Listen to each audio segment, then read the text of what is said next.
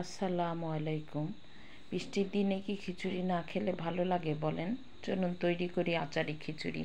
আমি 1 কাপ ভাতের চাল 3 পদের ডাল দিয়ে ভালো করে ধুয়ে ছেঁকে নিয়েছি। একটি মশলা তৈরি করব।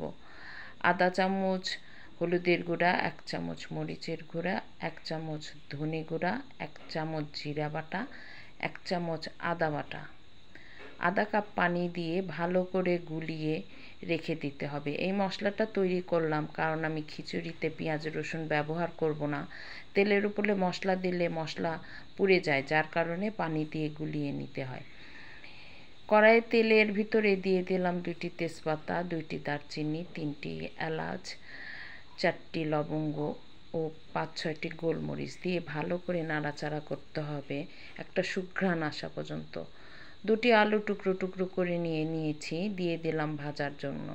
আলুগুলো লাল লাল হয়ে আসলে মশলাটা দিয়ে দিতে হবে। মশলা দিয়ে কষিয়ে এবার চাল আর ডাল দিয়ে ভালো করে কষিয়ে নিতে হবে।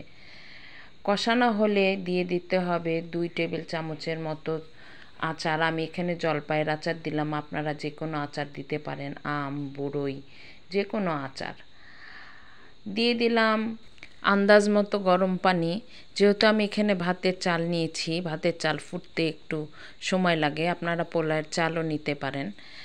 কিছুক্ষণ নাড়াচাড়া করলে বলক উঠলে এবার লবণটা টেস্ট করে নিতে হবে। আমি এখানে 1.5 টেবিল চামচের মতো লবণ দিয়েছিলাম, আপনারা টেস্ট করে আবার এই পর্যায়ে লবণ দিতে পারেন। কয়েকটা কাঁচামরিচ দিয়ে দিলাম, এটা ঝাল হবার জন্য নয়, ফ্লেভার হবার জন্য। এটা ভিতরে একটু ডাবিয়ে দিচ্ছি যাতে কাঁচামরিচের ফ্লেভারটা সব জায়গায় ছড়িয়ে যায়। আবার ঢাকনা দিতে হবে। এবার ঠিক নামানোর আগের মুহূর্তে পানিটা শুকিয়ে আসলে দিয়ে দিতে হবে আর 2 টেবিল চামচের মতো আচার। আমি এখানে জলপাইয়ের আচার 1 টেবিল চামচের মতো দিয়ে দিয়েছি। আপনারা আরও বেশি পরিমাণে আচার দিতে পারেন। মনে করছেন আচার দিলে হয়তো টক হবে, হবে না।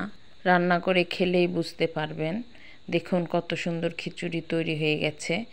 সবাই ভালো থাকবেন। আসসালাম।